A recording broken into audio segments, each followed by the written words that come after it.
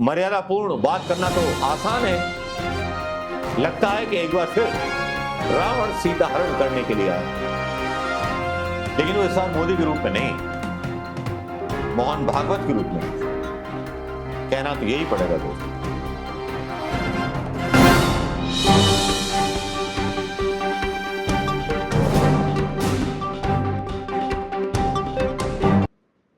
दोस्तों नमस्कार, शुरू करें सियासत की खबरें लेके हरि का नाम और खोल दें उन लोगों के नाम जो हैं सियासत के नाम पर पहले दंगे भड़काते थे। अब सियासत में उन्हें बैसाखी लगाने की जरूरत जो पड़ गई है तो फिर पड़ गई है संघ के बदलते हुए बयान। अब मैं डालना चाहूंगा कि एबीपी न्यूज हो या एटीवी न्यूज हो, मोहन भागवत मास ट्रिप लेफ्ट बीजेपी का मैटर हो, ये भाई खबरें डाली जाती हैं मतलब मीडिया के द्वारा। मैंने सोचा कि यार आज एक दोस्त ने बताया मुझे कि भाई ऐसा ऐसा हो रहा है। अब भागवत जो है क्रिश्चियनों के पीछे, मुस्लिमों के पीछे और सबके पीछे लग गए, मस्जिद गुरुद्वारा और चर्च में भी दस्तक देना चाह रहे हैं। तो यहां मैंने गूगल पे सोचा कि ढूंढ लेता हूं कि खबर ठीक है कि नहीं, लेकिन खबर तो वाकई में पक्की निकली। एबीपी न्यूज डालता है यूपी पॉलिटिक्स, लोकसभा चुनाव से पहले आरएसएस का उमड़ा मुस्लिम प्रेम, मोहन भागवत कार्यकर्ताओं। तो भैया मैंने सोचा कि चलो इस खबर को भी पढ़ के बता देंगे हम आपको। मोहन भागवत ने तैयार कर ली रणनीति चुनाव लड़ने की, मस्जिद गुरुद्वारा और चर्च में भी दस्तक दी जाएगी। भाई वैसे ही हिंदू धर्मांतरण का मामला बड़ा गर्म था कि ईसाइयों में बदल दिया जाता है, लेकिन मोहन भागवत ने आज तक हिंदू धर्म के लिए अगर कुछ किया हो तो बता दे ये आदमी। लेकिन ये खबरों का वाकया क्या था और ये खबरें क्या थी, मैं यहां बता देता हूं। यूपी पॉलिटिक्स, लोकसभा चुनाव से पहले आरएसएस का उमड़ा मुस्लिम प्रेम, मोहन भागवत कार्यकर्ताओं से क्या बोले। भाई जो अपने विचारों को और अपनी विचारधारा को बदल दे उस आदमी को क्या कहेंगे, क्या कहेंगे उस आदमी को। चलिए छोड़िए, बस तालियों से समझ गए होंगे कि उसको क्या कहेंगे। राष्ट्रीय स्वयं सेवक का गैर हिंदुओं के प्रति भरोसा जगा है। आरएसएस कार्यकर्ता अब मस्जिदों में मुतवल्ली और मौलवियों से संवाद करेंगे। यूपी प्रवास पर आए आरएसएस प्रमुख मोहन भागवत ने अवध प्रांत की बैठक को संबोधित किया। उन्होंने संबोधन में सामाजिक समरसता, सामाजिक सद्भाव बढ़ाने पर जोर दिया। मोहन भागवत ने पदाधिकारियों और कार्यकर्ताओं से गुरुद्वारा, चर्च और मस्जिदों के प्रमुखों से मुलाकात करने को कहा। गैर हिंदुओं के प्रति आरएसएस का इतना बढ़िया प्रेम, पता नहीं चुनाव की वजह से आ रहा है क्या आ रहा है, वो सब समझते हैं। हिंदुस्तान के लोग मूर्ख नहीं है। ये जो सारा ड्रामा चल रहा है वो चल इसलिए रहा है कि राहुल गांधी थोड़े से डोमिनेंट कर गए यहां पर, और राहुल गांधी की वजह से लगता है संघ को भी कि हम जीत नहीं पाएंगे, इसीलिए अब सब जगह अपनी अपनी पहुंच बढ़ाई जा रही है। चाहे वो गैर हिंदू हो या गुरुद्वारा, चर्च और मस्जिद हो, लेकिन पता नहीं कितनी मस्जिदों को ढा दिया गया, कितने मुसलमानों के घर को ढा दिया गया। शायद इसका हिसाब किताब ना ले पाएंगे मोहन भागवत। और मोहन भागवत की इसी सियासत को लेकर के जो है पुण्य प्रसून वाजपेयी का एक वीडियो आता है सामने, वो मतलब चौंका देने वाला होता है। वो जिस तरह से तंज करते हैं पूरी बीजेपी पर, वो वाकई में सुनने लायक है।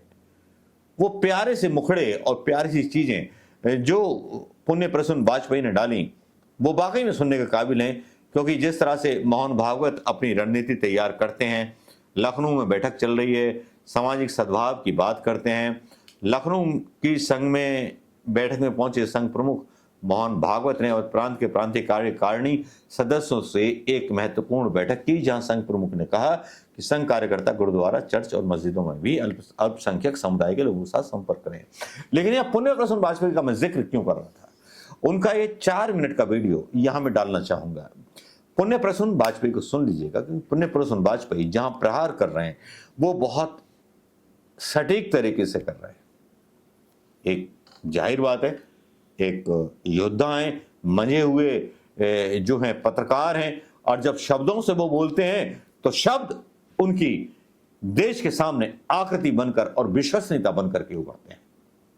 तो पहले तो मैं पुण्य प्रसून वाजपेयी साहब को धन्यवाद देना चाहूंगा इस वीडियो के लिए। कम से कम वो एक ऐसे मतलब पत्रकार हैं जो कम से कम इन सनसनीखेज और मतलब क्या होता है मतलब वैसे वाले मुद्दे जो एक्सप्रेस मुद्दे होते हैं, वो यार मोदी जी ने ना आदत खराब कर दी है। मोदी की तरह मेरी भी इंग्लिश हो गई है।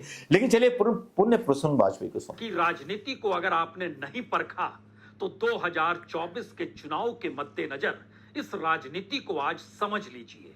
भारत की राजनीति बिल्कुल नए रूप और नए चेहरे के साथ भारत के सामने खड़ी है और इसीलिए 2024 का चुनाव बिल्कुल नए तरीके का चुनाव है, या कहें इस चुनाव में इस देश को तय करना है कि 24 के बाद उसे किस रास्ते चलना है। यह चुनाव ना तो इमरजेंसी के बाद के चुनाव सरीखा है और ना ही यह चुनाव मंडल कमंडल की राजनीति के बाद के चुनाव सरीखा है।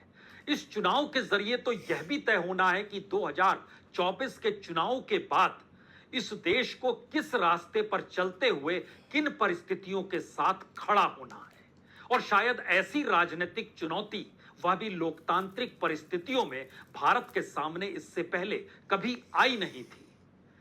कांग्रेस के तौर तरीके बदल गए, उनके नेताओं की राजनीति के तौर तरीके बदल गए, बीजेपी के तौर तरीके बदल गए। कल तक वह हो सकता था लिबरल नजर आती होगी, लेकिन आज वह उग्र है, उसके तेवर बहुत कड़े हैं।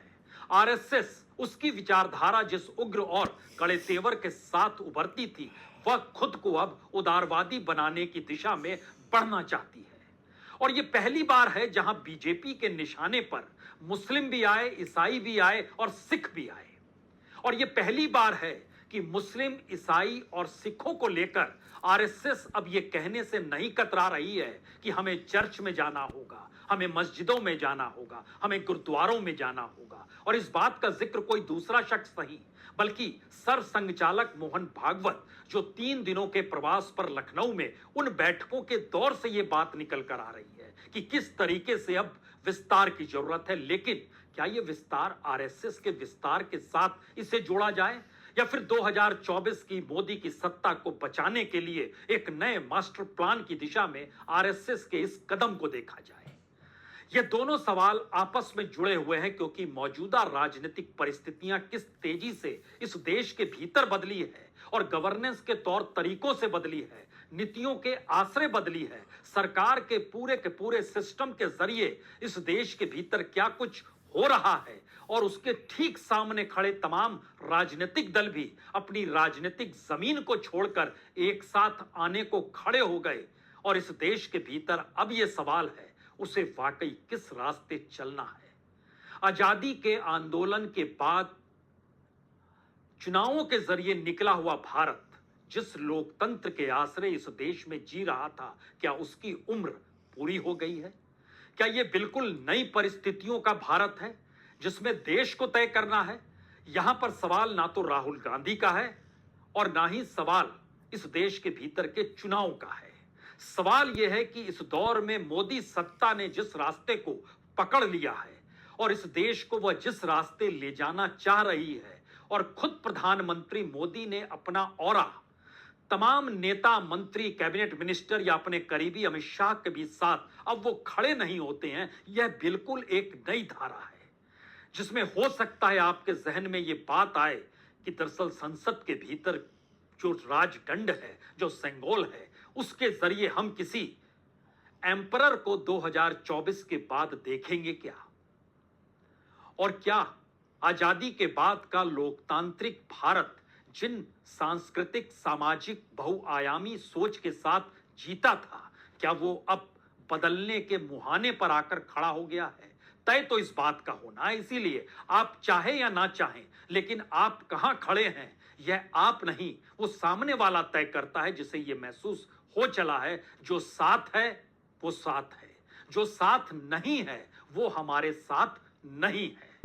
वाजपेयी को आपने सुन लिया होगा और उसके बाद कोई कसर बाकी नहीं रह जाती। जिस तरह से पुण्य प्रसून वाजपेयी बोल रहे हैं कि संघ को अब याद आई है, क्योंकि हारने का डर बना हुआ है, इसीलिए अब जो है दोस्ती चाहिए।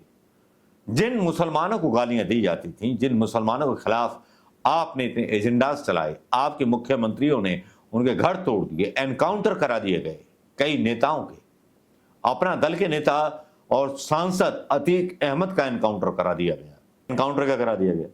पुलिस तो मान नहीं सकती थी, गुंडे भेजे, मार दिया बेचारे को, टपका दिया, और भी पता नहीं कितने कांड कर दिए उत्तर प्रदेश के अंदर। लखनऊ बैठ के मतलब मर्यादापूर्ण बात करना तो आसान है, लगता है कि एक बार फिर रावण सीता हरण करने के लिए आया है, लेकिन वो इस बार मोदी के रूप में नहीं, मोहन भागवत के रूप में आया है।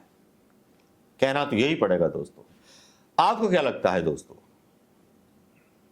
कि मोहन भागवत की बात पर कितना यकीन किया जाए और कितना ना यकीन किया जाए? नमस्कार, जय हिंद दोस्तों।